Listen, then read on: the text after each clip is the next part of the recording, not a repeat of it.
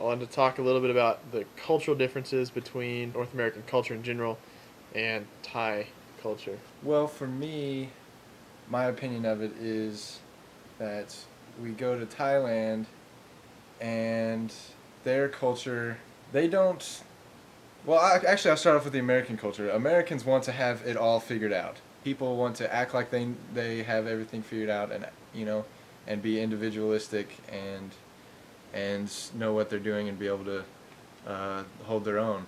Well, the Thai culture, yeah, there's some of that, but it's not to the extent of American culture, where Thais are more receptive and don't necessarily have this strong urge to act like they know everything, um, and so in general they seemed receptive of Americans coming in and teaching them. You talked a little bit about before about how you might like doing mission work abroad, maybe in Thailand better because of it's more telling the story than.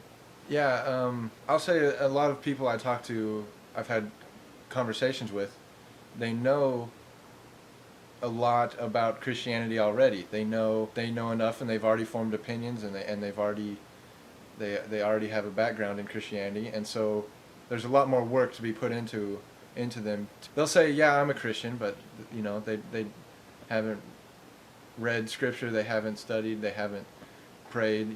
So they'll say they're Christian, but in Thailand, you basically know anytime you start a conversation, you have a 99% chance you're talking to a Buddhist. So you start from the beginning, and what points you need to share with them. All right, Paul, and I want you to reflect on your time in Africa and how the cultures are different in Africa and America.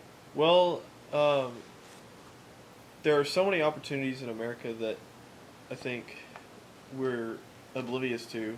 We don't realize that are there. I think it's just because we have it every day, we take it for granted.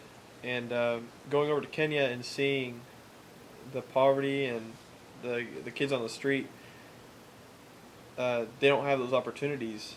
Um, in Kenya, if you're born on the streets, it's very hard to get out of, and it continues to be a cycle. These kids end up being orphans because of how bad AIDS and HIV is, and they have to raise themselves on the streets. They know nothing but crime and just the street conditions, and without some outside help, they don't know how to uh, get out of that situation on their own. In America, if you're living in a big city, you have everything you need. You don't have to grow your crops.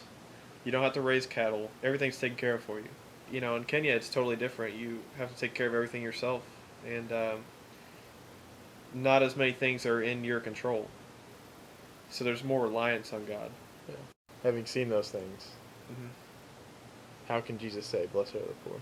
I think the kids in Kenya had gone through these horrible things in their childhood, growing up in poverty, and throughout all of that, these kids seem to have a much stronger faith.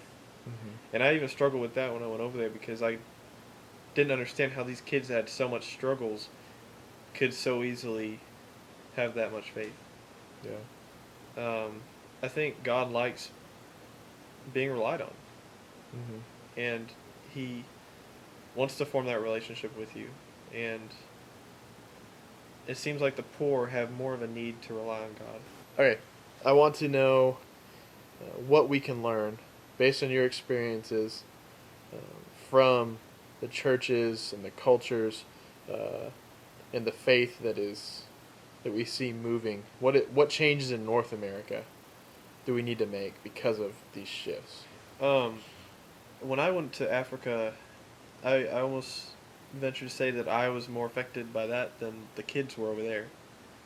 Because I have totally different, or not different, but new ideas about Christianity and how it works in my life. Yeah. And that was all part of being a missionary over there. And so either, sending mission work overseas and having people experience that, trying to make that available, those experiences available here in America somehow. if you see a need, if you can find a need, then there's plenty of need in America. There's poor communities. It may be different than kids living on the street in Kenya, but Yeah, if you find a need, they'll be here.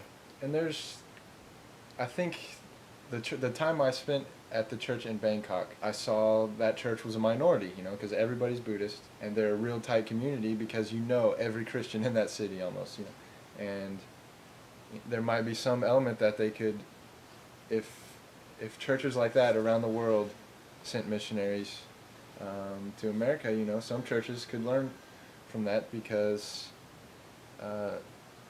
if people are moving away from Christianity in America, then the churches can learn a lot from not being the majority, or not being as much of a majority. We're more and more marginalized. Yes, we're not the center of culture anymore, and so we can learn from. Yeah, the churches that started marginalized they might have a lot to teach about how to be effective as a marginal community.